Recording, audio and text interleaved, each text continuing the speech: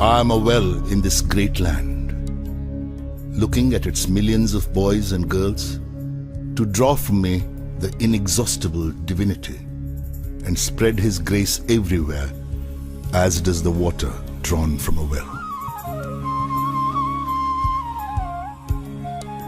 This is my story. The story of the son of Jainul Abidin and Ashama. The story of a lad who sold newspapers to help his brother. The story of a pupil reared by Shiva Subramanya Iyer and Ayadure Solomon.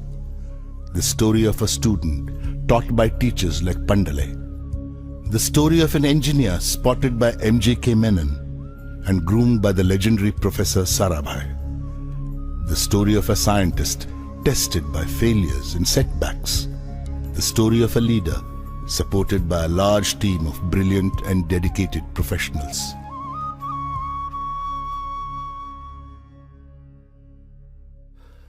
This story will end with me, for I have no belongings in the worldly sense. I have acquired nothing, built nothing, possessed nothing, no family, sons, daughters.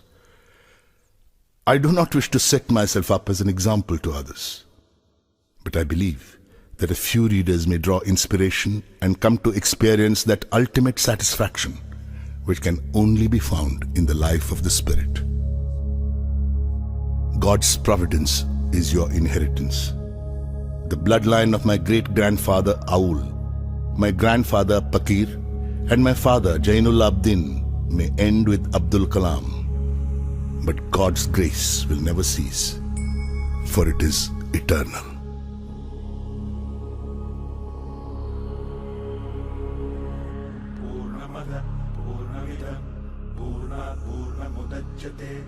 पूर्णस्य पूर्णमादाय पूर्णमेवावशिष्यते ॐ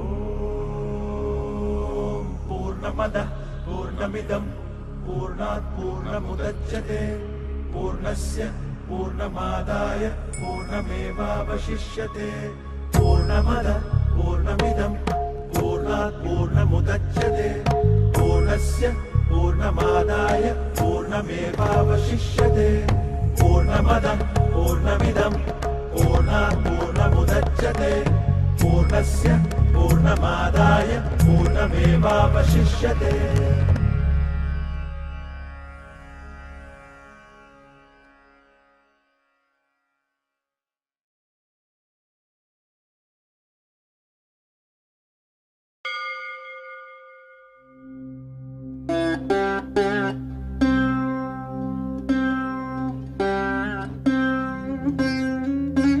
I was born into a middle-class Tamil family in the island town of Rameshwaram.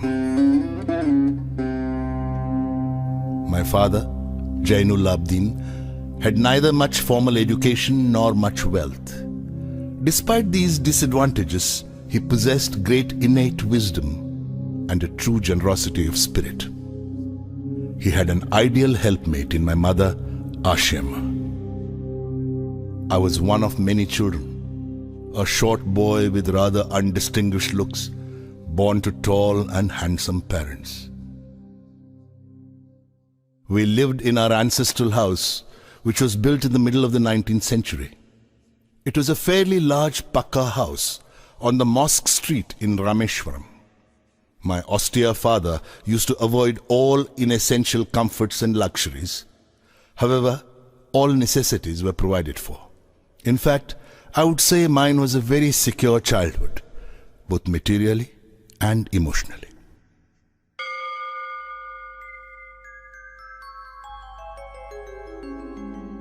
The famous Shiva temple, which makes Rameshwaram so sacred to pilgrims, was about a 10-minute walk from our house. Our locality was predominantly Muslim, but there were quite a few Hindu families too, living amicably with their Muslim neighbors. There was a very old mosque in our locality where my father would take me for evening prayers.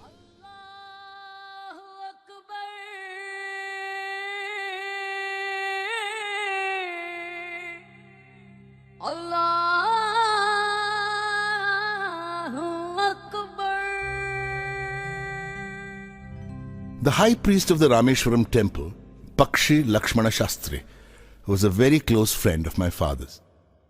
One of the most vivid memories of my early childhood is of the two men, each in his traditional attire, discussing spiritual matters. My father could convey complex spiritual concepts in very simple, down-to-earth Tamil. He once told me, "When troubles come, try to understand the relevance of your sufferings. Adversity always presents opportunities for introspection."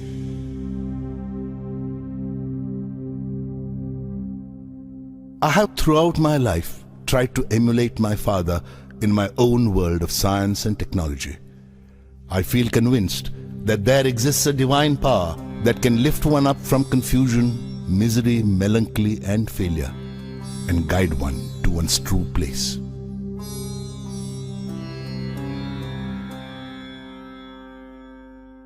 I was about 6 years old when my father embarked on the project of building a wooden sailboat to take pilgrims from Rameshwaram to Dhanushkodi and back.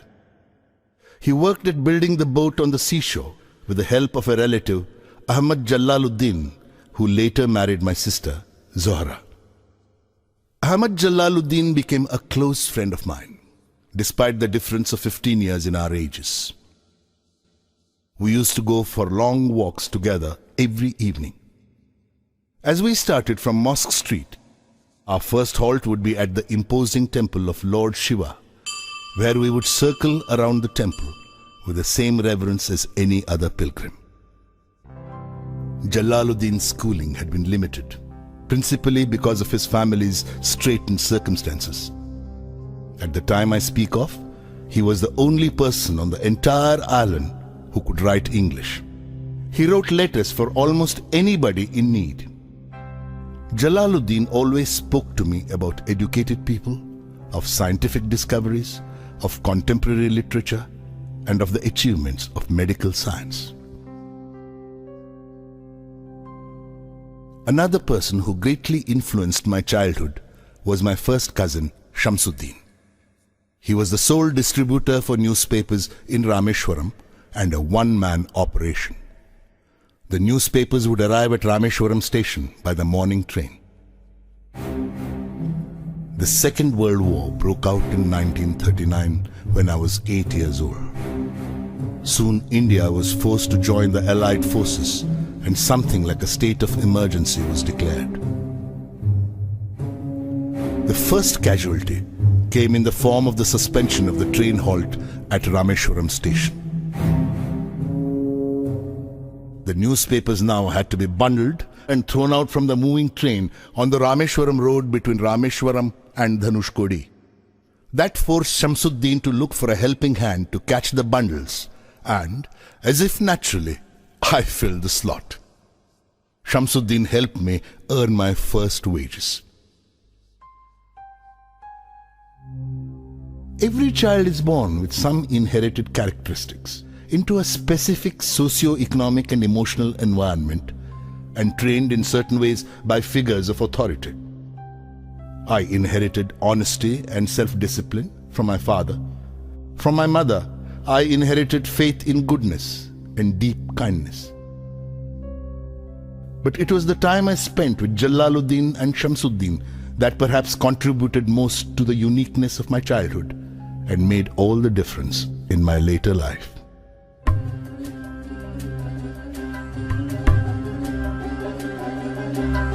தந்தை மகற்கு ஆற்றும் நன்றி அபயத்து முந்தி இருப்பச்செயல்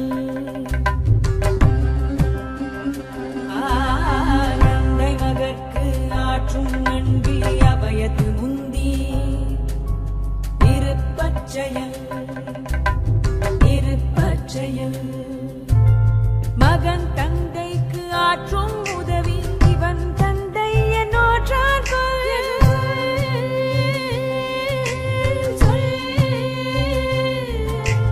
மகன் தந்தைக்கு ஆற்றும் உதவி இவன் தந்தை என்னோற்றான்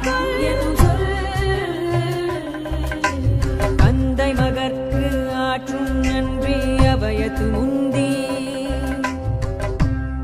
இருப்பச்செயல்.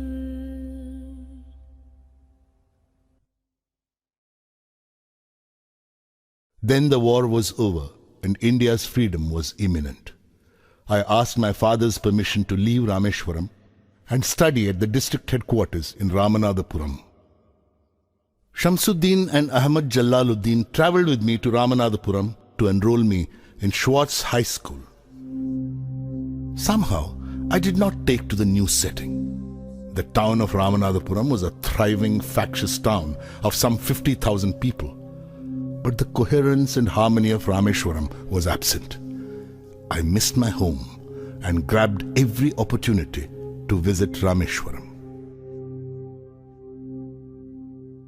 Once I settled down at Schwartz High School, the enthusiastic 15-year-old within me re-emerged.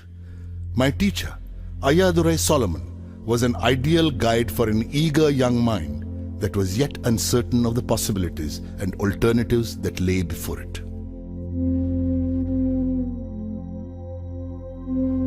During my stay at Ramanathapuram, my relationship with him grew beyond that of teacher and pupil. Ayadurai Solomon used to say, "To succeed in life and achieve results, you must understand and master three mighty forces: desire, belief, and expectation." Ayadurai Solomon, who later became a reverend, taught me that before anything I wanted could happen, I had to desire it intensely and be absolutely certain it would happen. To take an example from my own life, I had been fascinated by the mysteries of the sky and the flight of birds from early childhood.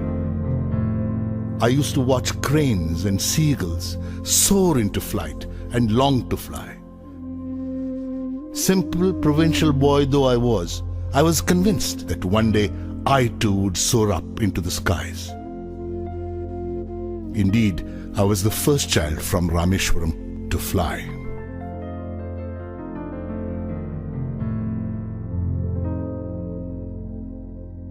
By the time I completed my education at Schwartz, I was a self-confident boy determined to succeed.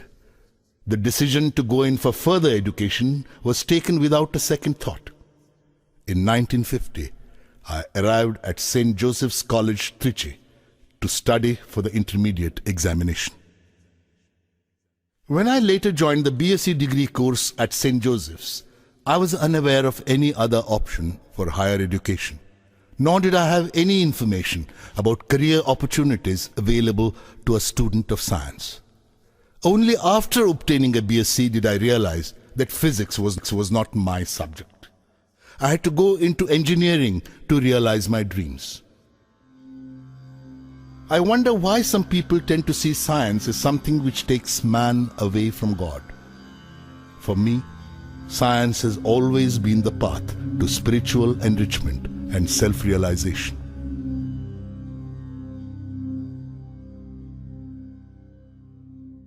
I managed to be on the list of selected candidates to Madras Institute of Technology, MIT.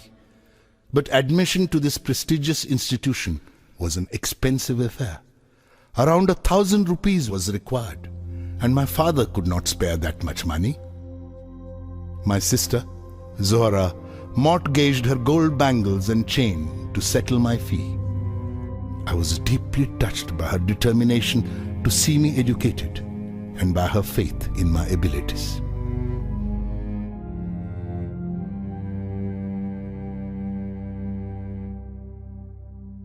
What fascinated me most at MIT was the sight of two decommissioned aircrafts displayed there. I felt a strange attraction towards them and would sit near them long after other students had gone back to the hostel. After completing my first year, when I had to opt for a specific branch, I almost spontaneously chose aeronautical engineering. In the course of my education at MIT, 3 teachers shaped my thinking: Professor Sponder, Professor K.A.V. Pandale, and Professor Narsingrao. Professor Sponder taught me technical aerodynamics. I consulted him before opting for aeronautical engineering. He told me that one should never worry about one's future prospects. Instead, it was more important to lay sound foundations, to have sufficient enthusiasm and an accompanying passion for one's chosen field of study. I myself would like to tell all novitiate engineering students that when they choose their specialization, the essential point is to consider whether the choice articulates their inner feelings and aspirations. Professor K.A.V. Pandalai taught me aerostructure design and analysis. He was a cheerful, friendly and enthusiastic teacher who brought a fresh approach to every year's teaching course. Professor Narsingh Rao was a mathematician who taught us theoretical aerodynamics. After attending his classes, I began to prefer mathematical physics to any other subject.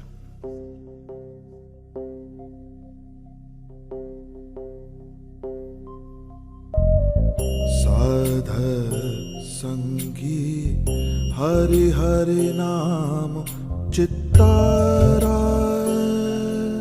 चित्तारा साध संगी हरि हरि नाम चित्तारा सहजी अनंतु होवे दिनु राति अंकुर भलो हमारा साध संगी साध संगी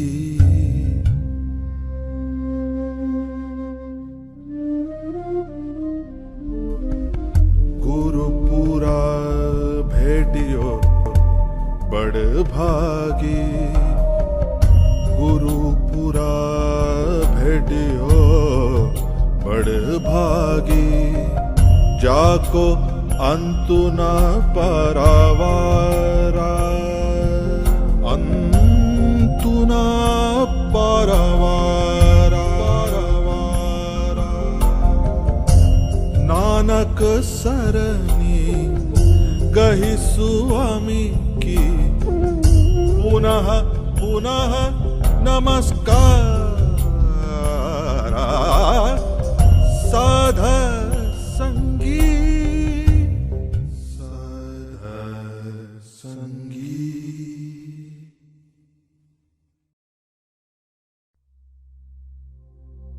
From MIT, I went to Hindustan Aeronautics Limited, HAL, at Bangalore as a trainee. Two alternative opportunities for employment, both close to my long-standing dream of flying, presented themselves before me when I came out of HAL as a graduate aeronautical engineer. One was a career in the Air Force, and another was a job at the Directorate of Technical Development and Production at the Ministry of Defense. I applied for both. The interview calls arrived from both the places almost simultaneously. I was asked to reach Dehradun by the Air Force recruitment authorities and Delhi by DTD and P.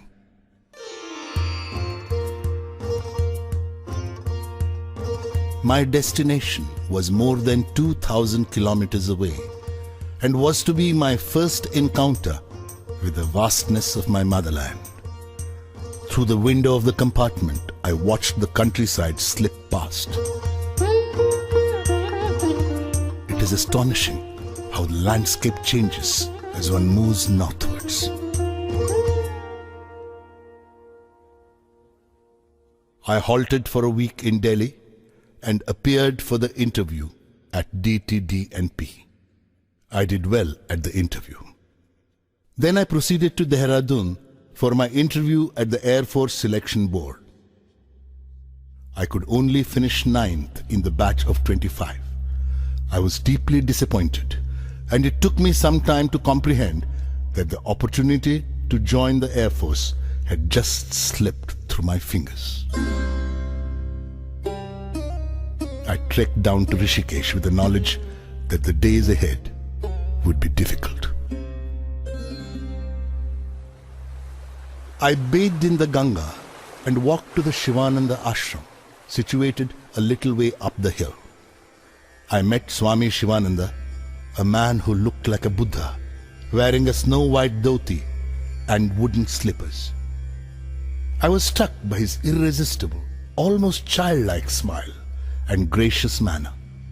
I told him about my unsuccessful attempt to join the Indian Air Force and my long-cherished desire to fly. He smiled and said, "Desire, when it stems from the heart and spirit, when it is pure and intense, possesses awesome electromagnetic energy. This energy is released into the ether each night as the mind falls into the sleep state. Each morning, it returns to the conscious state, reinforced with the cosmic currents. That which has been imaged will surely and certainly be manifested.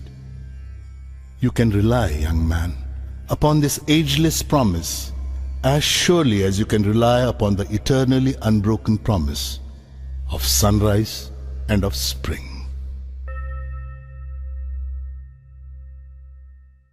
I returned to Delhi and inquired at the DTDP about the outcome of my interview. In response, I was handed my appointment letter. I joined the next day as senior scientific assistant on a basic salary of rupees 250 per month.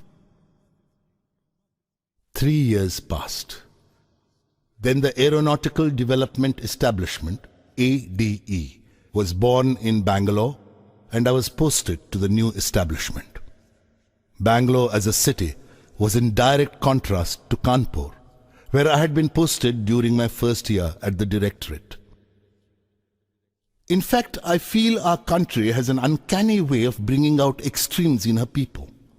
I suppose it is because Indians have been both afflicted and enriched by centuries of migrations.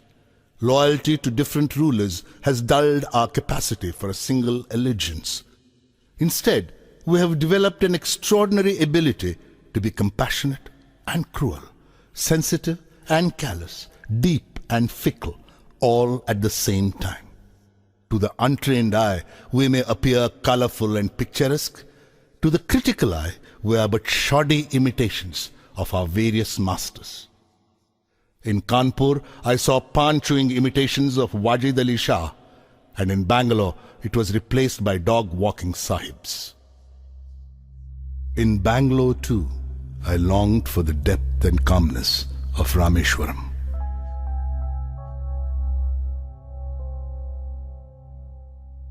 The workload at ADE during the first year was quite light.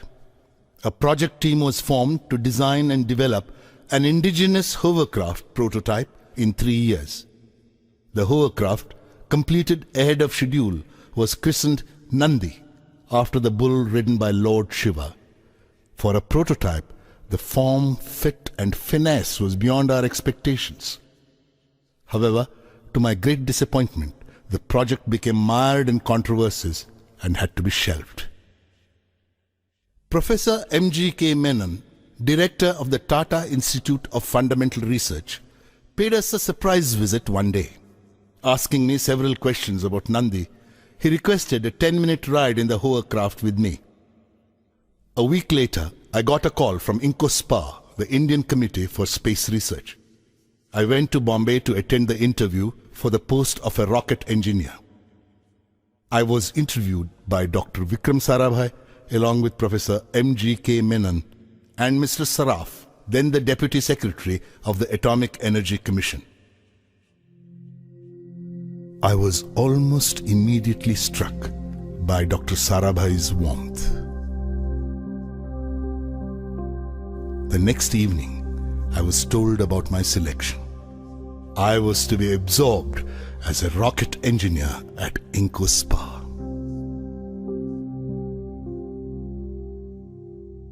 Sometime in the latter half of 1962, INCOSPA took the decision to set up the Equatorial Rocket Launching Station at Tumba, a sleepy fishing village near Trivandrum in Kerala. This was the quiet beginning of modern rocket-based research in India. Very soon after this, I was asked to proceed to America for a 6-month training program on sounding rocket launching techniques at the National Aeronautics and Space Administration, NASA. I took some time off before going abroad and went to Rameshwaram. My father was very pleased with this opportunity that had come my way. He took me to the mosque and organized a special namaz in thanksgiving.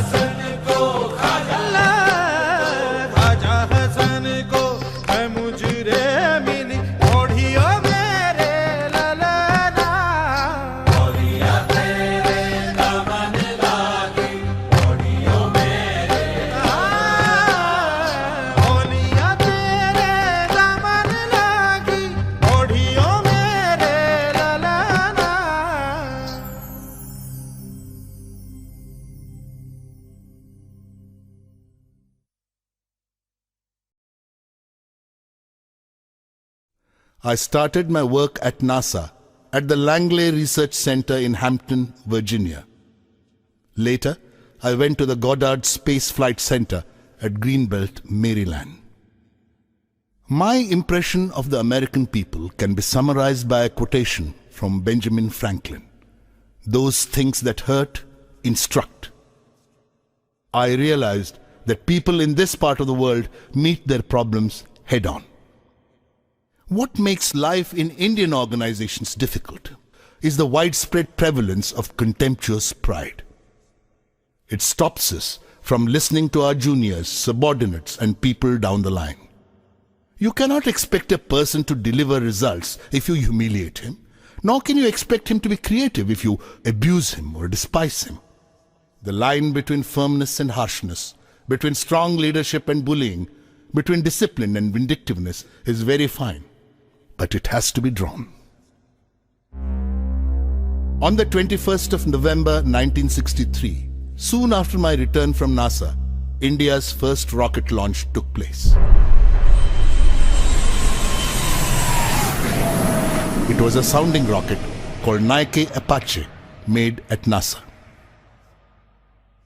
After the successful launch of Nike Apache, Professor Sarabhai chose to share with us his dream of an Indian satellite launch vehicle. The development of Indian rockets in the 20th century can be seen as a revival of the 18th century dream of Tipu Sultan. When Tipu Sultan was killed, the British captured more than 700 rockets and subsystems of 900 rockets in the Battle of Tirukkanhalli in 1799. His army had 27 brigades called Kushuns, and each brigade had a company of rocketmen called Jurks. These rockets had been taken to England by William Congreve and were subjected by the British to what we call reverse engineering today. With the death of Tipu, Indian rocketry also met its demise, at least for 150 years. Rocketry was reborn in India thanks to the technological vision of Prime Minister Jawaharlal Nehru. Professor Sarabhai took the challenge of giving physical dimensions to this dream. Very many individuals with myopic vision questioned the relevance of space activities in a newly independent nation which was finding it difficult to feed its population. But neither Prime Minister Nehru nor Professor Sarabhai had any ambiguity of purpose. Their vision was very clear. If Indians were to play a meaningful role in the community of nations, they must be second to none in the application of advanced technologies to their real-life problems. They had no intention of using it merely as a means to display our might. Slowly but surely, 2 Indian rockets were born at Tumba. They were christened Rohini and Menaka. The following year, Professor Sarabhai wanted to see me urgently in Delhi. At the meeting, I was introduced to Group Captain V.S. Narayanan from Air Headquarters. Professor Sarabhai unfolded his plan of developing RATO, Rocket-Assisted Takeoff System for military aircraft. By that evening, the news was out. India was taking up indigenous development of a device to help short-run takeoffs by high-performance military aircraft, and I was to head the project. I was filled with many emotions: happiness, gratitude, a sense of fulfillment. And these lines from a little-known poet of the 19th century crossed my mind. For all your days prepare, and meet them ever alike. When you're the anvil, bear. When you're the hammer, strike. 2 significant developments occurred during the work on RATO. The first was the release of a 10-year profile for space research in the country, prepared by Professor Sarabhai. To me, it was the romantic manifesto of a person deeply in love with the space research program in his country. The second development was the formation of a missile panel in the Ministry of Defense. Both Narayanan and I were inducted as members. The Future Satellite Launch Vehicle, SLV, had also been conceived by this time. Professor Sarabhai had already handpicked a team to give form to his dream of an Indian SLV. I consider myself fortunate to have been chosen to be the project leader. Professor Sarabhai gave me the additional responsibility of designing the 4th stage of the SLV. It was my usual practice to brief Professor Sarabhai after every missile panel meeting. After attending one such meeting in Delhi, on the 30th of December 1971, I was returning to Trivandrum. Professor Sarabhai was visiting Tumba that very day to review the SLV design. I spoke to him on the telephone from the airport lounge about the salient points that had emerged at the panel meeting. He instructed me to wait at the Trivandrum airport and to meet him there. When I reached Trivandrum, a pall of gloom hung in the air. I was informed that Professor Sarabhai was no more. He had passed away a few hours ago following a cardiac arrest. I was shocked to the core. It had happened within an hour of our conversation. It was a great blow to me. I consider Professor Sarabhai as the Mahatma Gandhi of Indian science, generating leadership qualities in his team and inspiring them through both ideas and example.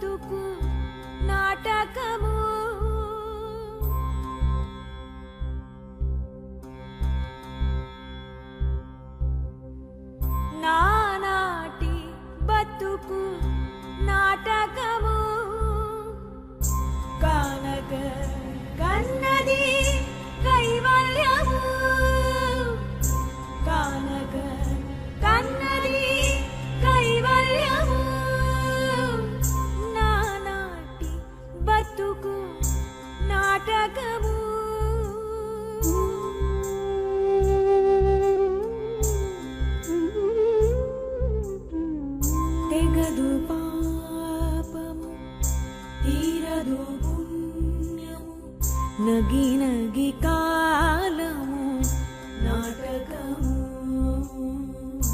తెగదు పాపము తీరదు పుణ్యము నగి నగి కాలము నాటకము యగువన Shri వెంకటేశ్వరుడే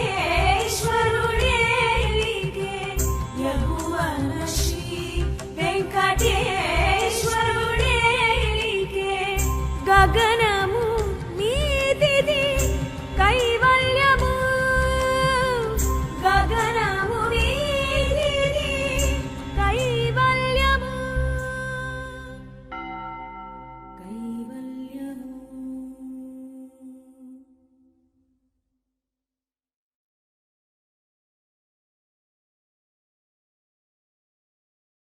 After an interim arrangement with Professor M.G.K. Menon at the helm, Professor Satish Dhawan was given the responsibility of heading the Indian Space Research Organization, ISRO.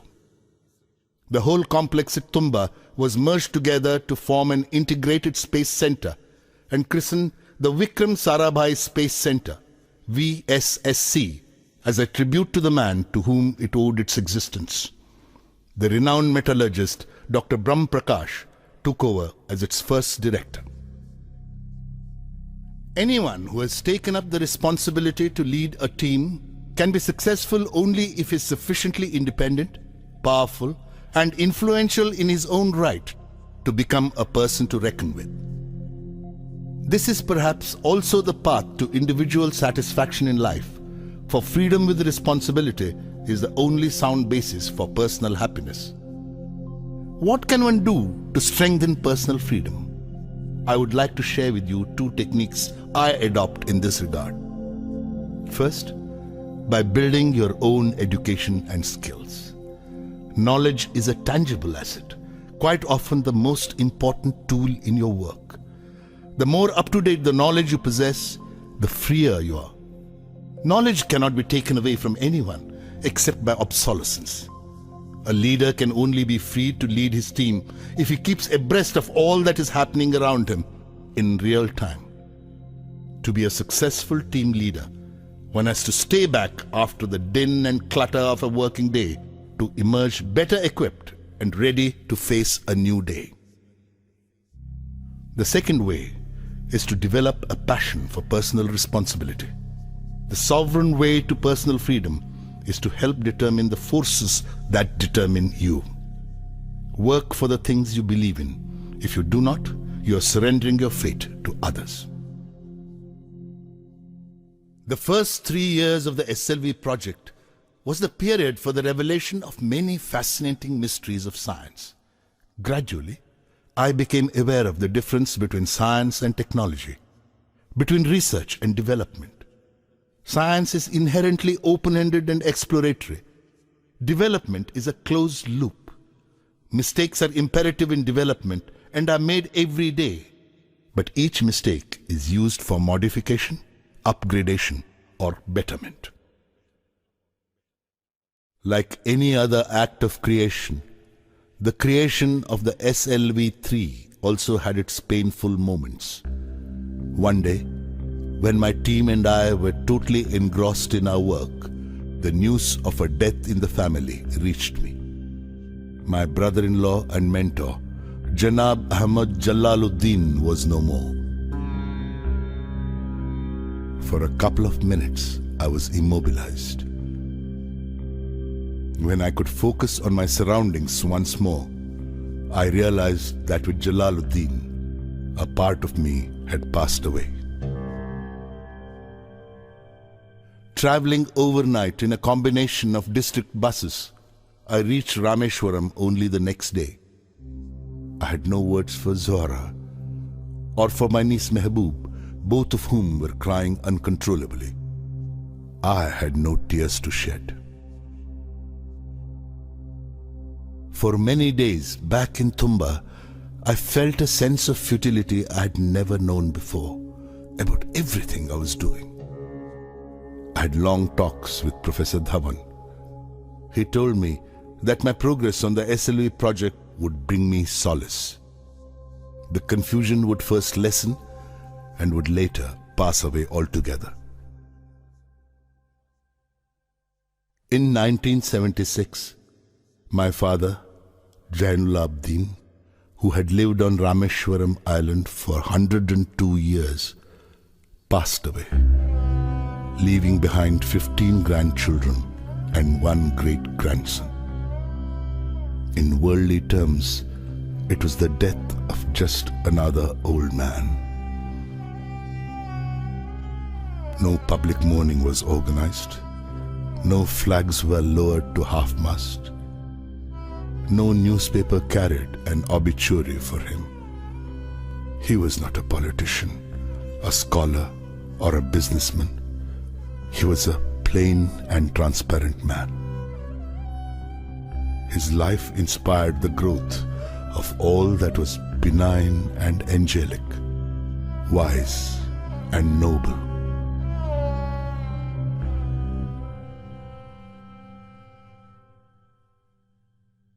I sat for a long time with my mother, but could not speak. She blessed me in a choked voice when I took leave of her to return to Tumba.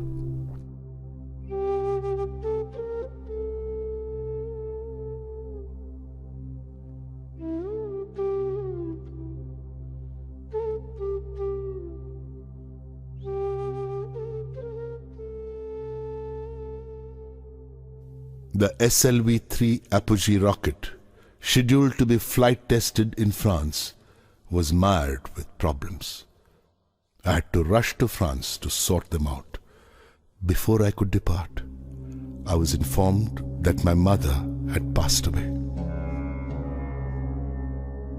With 3 deaths in the family, I needed total commitment to my work in order to keep performing. The desire to work at optimum capacity leaves hardly any room for anything else. With this total commitment and single-mindedness, the SLV-3 dream was finally realized in the middle of 1979. We had scheduled the first experimental flight trial of SLV-3 for the 10th of August 1979. The 23-meter-long 4-stage SLV rocket, weighing 17 tons, took off elegantly at 7:58 hours.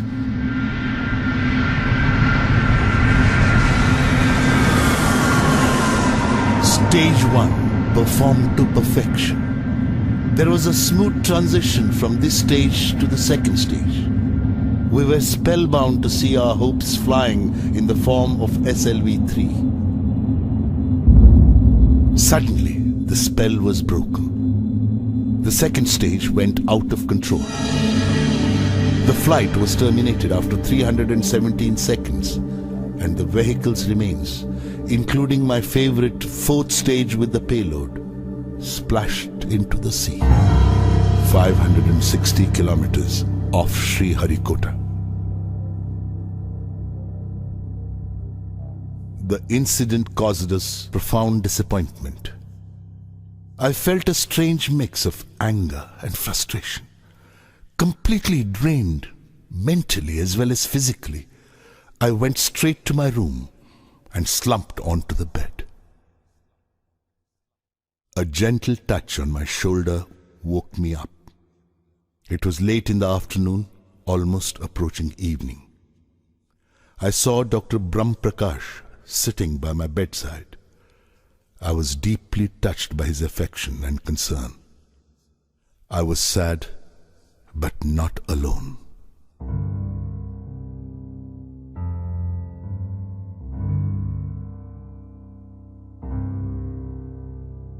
A post-flight review established that the mishap occurred because of the failure of the second stage control system.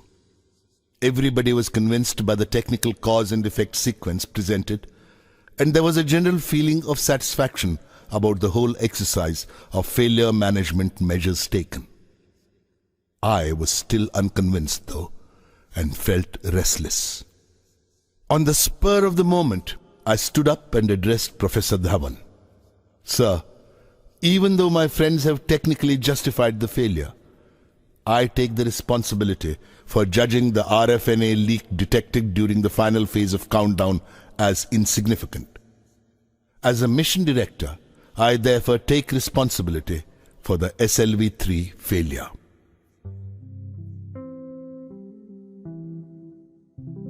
The pursuit of science is a combination of great elation and great despair. I went over many such episodes in my mind. The idea that a man could land on the moon, developed by a Russian mathematician, was realized after nearly 4 decades, and by the United States at that.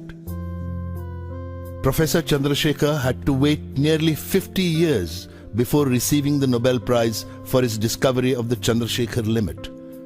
a discovery made while he was a graduate student at Cambridge in the 1930s. How many failures must Von Braun have gone through before his Saturn launch vehicle put man on the moon? To live only for some unknown future is superficial. It's like climbing a mountain to reach the peak without experiencing its sides. The sides of the mountain sustain life, not the peak. This is where things grow, experience is gained, and technologies are mastered. The importance of the peak lies only in the fact that it defines the sides. I went in little steps, just one step after another, but each step towards the top.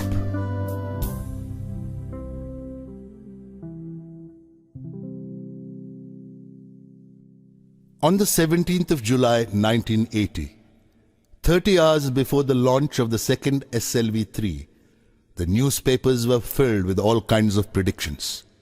Many reports preferred to trace the history of the first SLV-3 flight and recalled how the third stage had failed to ignite because of lack of fuel and the rocket had nosedived into the ocean. Some were a general prognosis of all that ailed our country and related it to the SLV-3. I knew that the next day's launch was going to decide the future of the Indian space program. In fact, to put it simply, the eyes of the whole nation were on us.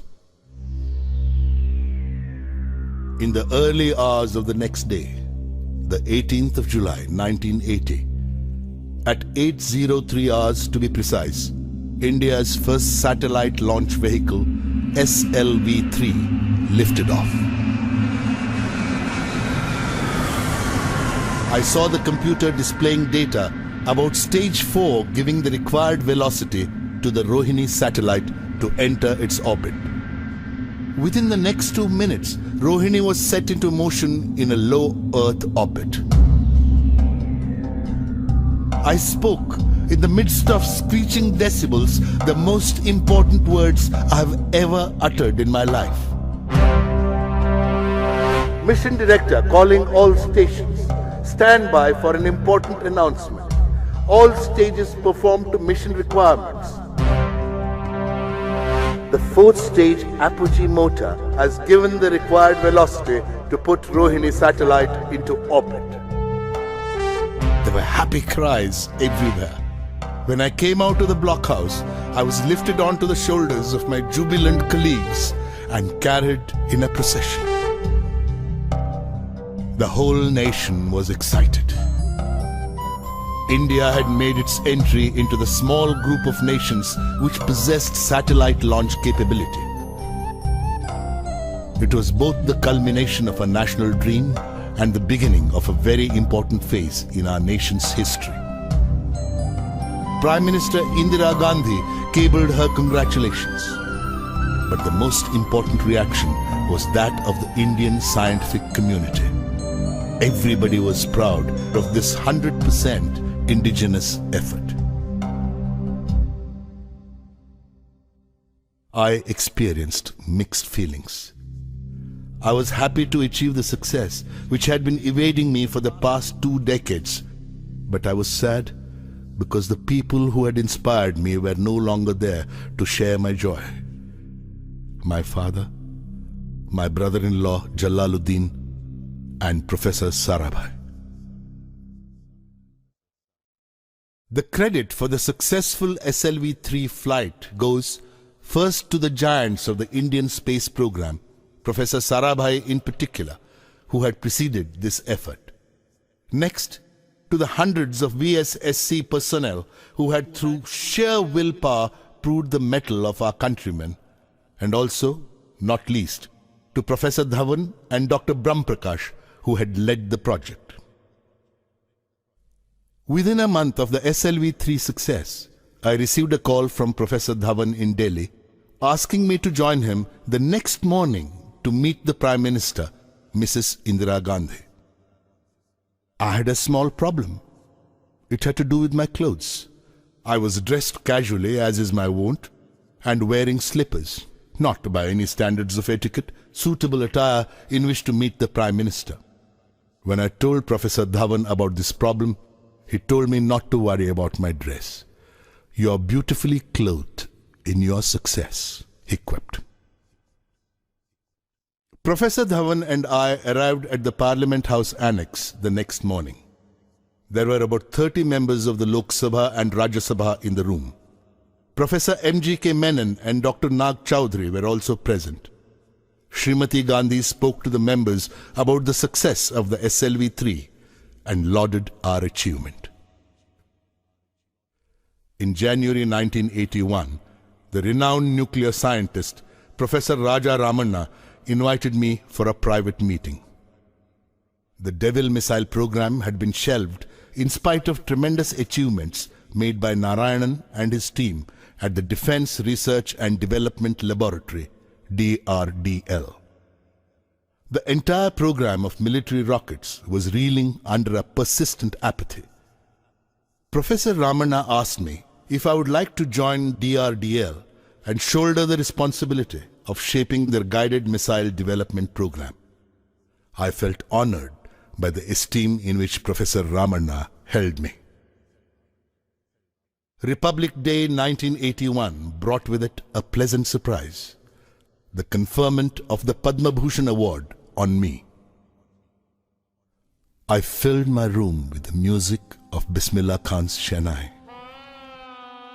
The music took me to another time, another place.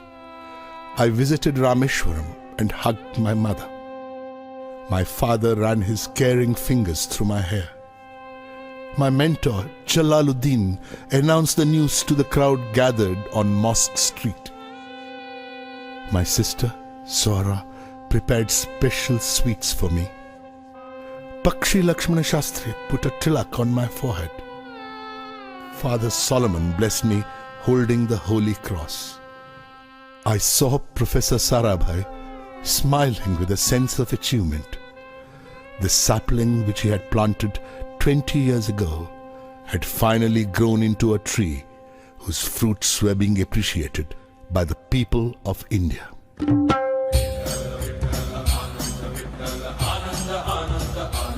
ओ आनंदाचे डोही आनंद तरंग आनंदाचे डोही आनंद तरंग आनंदाची अंग आनंदाचे आनंदाची अंग आनंदाचे आनंदाचे डोही आनंद तरंग आनंदाचे डोही आनंद तरंग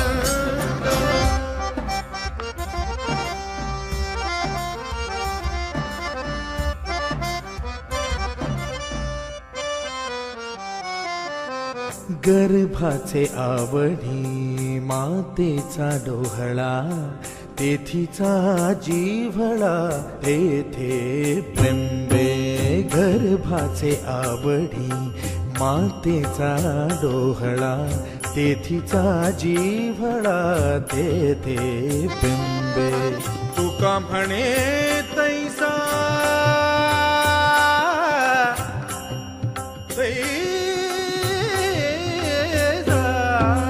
तुका म्हणे तैसा ओतलाचे ठसा अनुभव सरीसा मुखाला आनंदाचे डोही आनंद तरंग आनंदाची अंग आनंदाचे आनंदाचे डोही आनंद तरंग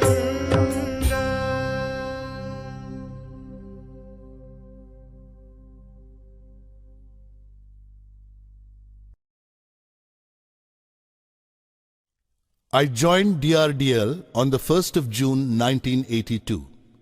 To the horror of many old-timers, I started inviting people from the Indian Institute of Science, Indian Institutes of Technology, Council for Scientific and Industrial Research, Tata Institute of Fundamental Research, and many other educational institutions where related experts could be found. I felt that the stuffy work centers of DRDL needed a breath of fresh air. I made a presentation in the South Block. Although some questioned our ambitious proposal, everyone was excited about the idea of India having her own missile systems. When the Defence Minister, R. Venkatraman, suggested that we launch an integrated guided missile program instead of making missiles in phases, we could not believe our ears. The proposal of the missile development project had been turned overnight into the blueprint of an integrated program with far-reaching consequences. When I presented the government-sanctioned letter before the Missile Technology Committee at DRDL, they were enthused with fire and action. The proposed projects were christened in accordance with the spirit of India's self-reliance. Thus, the surface-to-surface weapon system became Prithvi, the earth. The tactical core vehicle was called Trishul, the trident of Lord Shiva. The surface-to-air defense system was named Akash, the sky, and the anti-tank missile project Nag, Cobra. I gave the name Agni, fire, to my long-cherished dream of REX, Re-Entry Experiment Launch Vehicle. Dr. Arunachalam came to DRDL and formally launched the Integrated Guided Missile Development Program on the 27th of July, 1983. It was a great event in which every single employee of DRDL participated. Everybody who was somebody in Indian aerospace research was invited. This was the second most significant day in my career, next only to the 18th of July 1980, when the SLV-3 had launched Rohini into the Earth's orbit.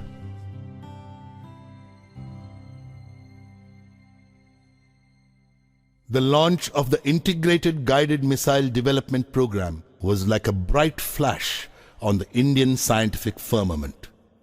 Missile technology had been considered the domain of a few selected nations in the world.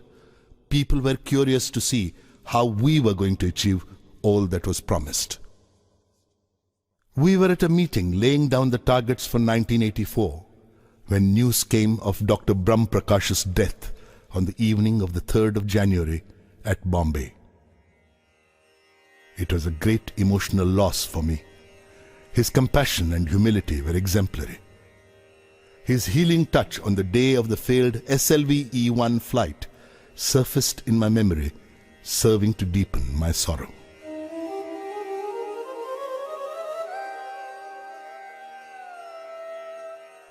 If Professor Sarabhai was the creator of VSSC, Dr. Brahm Prakash was the executor.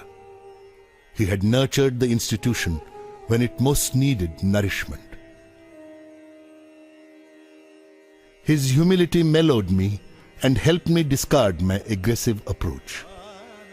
His humility did not consist merely in being modest about his talents or virtues, but in respecting the dignity of all those who worked under him and in recognizing the fact that no one is infallible, not even the leader.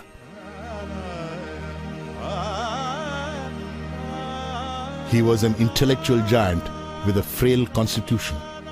He had a childlike innocence, and I always considered him a saint among scientists.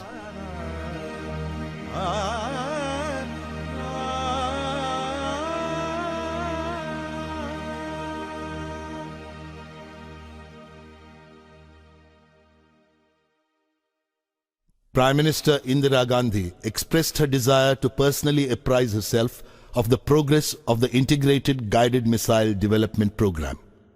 The entire organization was filled with an aura of excitement. On the 19th of July 1984, Srimati Gandhi visited DRDL. Prime Minister Indira Gandhi was a person with a tremendous sense of pride in herself, in her work, and in her country. The esteem in which she held our work in the field of guided missiles boosted our morale immensely. We were working on the action plan that had emerged from the earlier month's review when the news of Srimati Gandhi's assassination broke.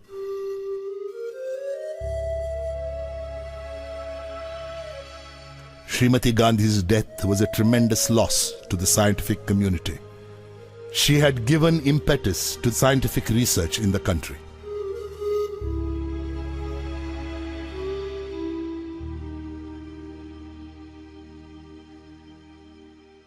Her son, Rajiv Gandhi, took over as the new Prime Minister of India. He went to the polls and obtained a mandate from the people to carry forward the policies of Mrs. Gandhi, the Integrated Guided Missile Development Program being a part of them. Work on Prithvi was nearing completion when we entered 1988. Prithvi was launched at 11:23 hours on the 25th of February. It was an epoch-making event in the history of rocketry in the country. Prithvi was not merely a surface-to-surface missile. It was, in fact, the basic module for all future guided missiles in the country.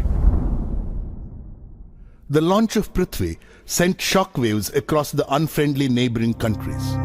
The response of the Western Bloc was initially one of shock and then of anger. A 7-nation technology embargo was clamped, making it impossible for India to buy anything even remotely connected with the development of guided missiles. The emergence of India as a self-reliant country in the field of guided missiles upset all the developed nations of the world.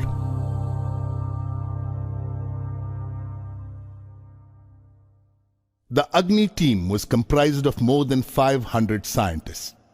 Many organizations were networked to undertake this huge effort of launching Agni. The Agni launch had been scheduled for the 20th of April 1989. This was going to be an unprecedented exercise. Unlike space launch vehicles, a missile launch involves wide-ranging safety hazards. All activities preparatory to the launch went according to schedule. We had decided to move the people living in nearby villages to safety at the time of the launch. This attracted media attention and led to much controversy. By the time the 20th of April 1989 arrived, the whole nation was watching us. Foreign pressure was exerted through diplomatic channels to abort the flight trial. But the Indian government stood behind us like a rock and staved off any distraction to our work. We were at T14 seconds when the computer signaled hold, indicating that one of the instruments was functioning erratically. This was immediately rectified. Meanwhile, the downrange station asked for a hold. In another few seconds, multiple holds were necessitated, and this resulted in irreversible internal power consumption. We had to abort the launch. The missile had to be opened up to replace the onboard power supplies. The press was up in arms and fielded various interpretations of the postponement of the flight to suit the fancies of the readership. Cartoonist Sudhir Dar sketched a shopkeeper returning a product to the salesman, saying that like Agni, it would not take off. Another cartoonist showed one Agni scientist explaining that the launch was postponed because the press button did not make contact. The Hindustan Times showed a leader consoling press reporters. There is no need for any alarm. It's a purely peaceful, non-violent missile. After a detailed analysis conducted virtually round the clock for the next 10 days, our scientists had the missile ready for launch on the 1st of May, 1989. But again, during the automatic computer checkout period at T10 seconds, a hold signal was indicated. A closer inspection showed that one of the control components, S1 TVC, was not working according to the mission requirements. The launch had to be postponed yet again. Now, such things are very common in rocketry and quite often happen in other countries too. But the expectant nation was in no mood to appreciate our difficulties. The Hindu carried a cartoon by Keshav, showing a villager counting some currency notes and commenting to another, "Yes, it's the compensation for moving away from a hut near the test site. A few more postponements and I can build a house of my own." Another cartoonist designated Agni as IDBM, intermittently delayed ballistic missile. Amul's cartoon suggested that what Agni needed was to use their butter as fuel. Detailed analysis of the component failure during the second attempt led to the refurbishment of the control system. Finally, the launch was scheduled for the 22nd of May. The previous night, Dr. Arunachalam, General K.N. Singh and I were walking together with the Defense Minister, K.C. Pant. It was a full moon night. It was high tide, and the waves crashed and rolled as if singing of God's glory and power. Would we succeed with the Agni launch tomorrow? This question was foremost in all our minds.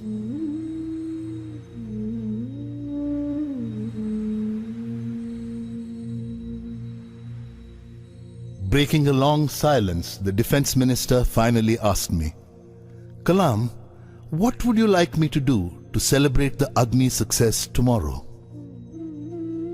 What did I want? What was it that I did not have? What could make me happier? And then I found the answer. "We need 100,000 saplings to plant," I said. His face lit up with a friendly glow. "You are buying the blessings of Mother Earth for Agni," the Defense Minister quipped. "We will succeed tomorrow."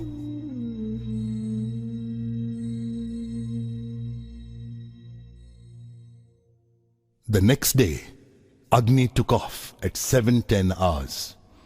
It was a perfect launch.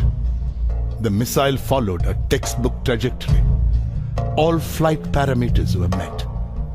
It was like waking up to a beautiful morning from a nightmarish sleep. We had reached the launch pad after 5 years of continuous work at multiple work centers. We had lived through the ordeal of a series of snags in the last 5 weeks. We had survived pressure from everywhere to stop the whole thing, but we had done it at last. It was one of the greatest moments of my life. A mere 600 seconds of elegant flight washed off our entire fatigue in an instant. What a wonderful culmination of our years of labor. I wrote in my diary that night, "Do not look at Agni as an entity directed upward to deter the ominous or exhibit your might. It is fire in the heart of an Indian. Do not even give it the form of a missile, as it clings to the burning pride of this nation, and thus is bright."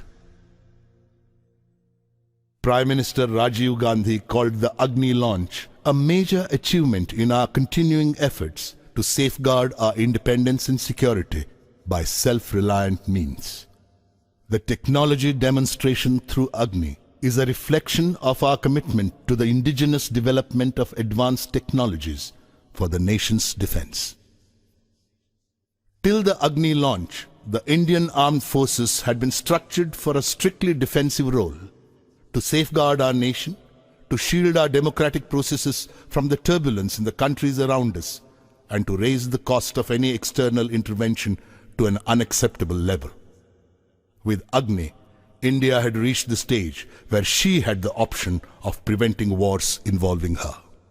स्वधर्मम् अपि चावेक्ष्य न विकम्पितुम् अर्हसि धर्म्याद्युद्धश्रेयोऽन्यक्षत्रियस्य न विद्यते स्वधर्मम् अपि चावेक्ष्य न विकम्पितुम् अर्हसि धर्म्याद्युद्धश्रेयोऽन्यक्षत्रियस्य न विद्यते अदच्चेत्त्वम् इमं धर्म्यं सङ्ग्रामं न करिष्यसि तदा स्वधर्मं कीर्तिं च हित्वा पापम् अवाप्स्यसि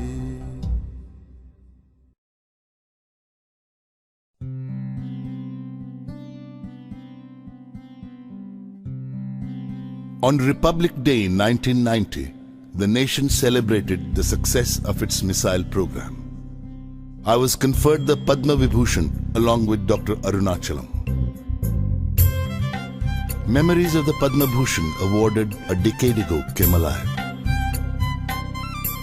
I still lived more or less as I had lived then, in a room 10 feet wide and 12 feet long, furnished mainly with books, papers, and a few pieces of hired furniture. The only difference was at that time my room was in Trivandrum and now it was in Hyderabad.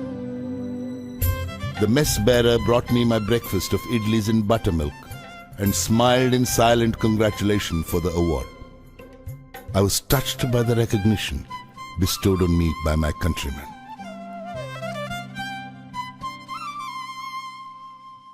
A large number of scientists and engineers leave this country at their first opportunity to earn more money abroad.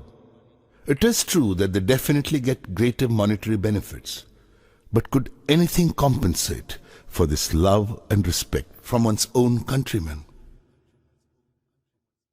On the 15th of October, 1991, I turned 60. I looked forward to retirement and planned to open a school for the less privileged children.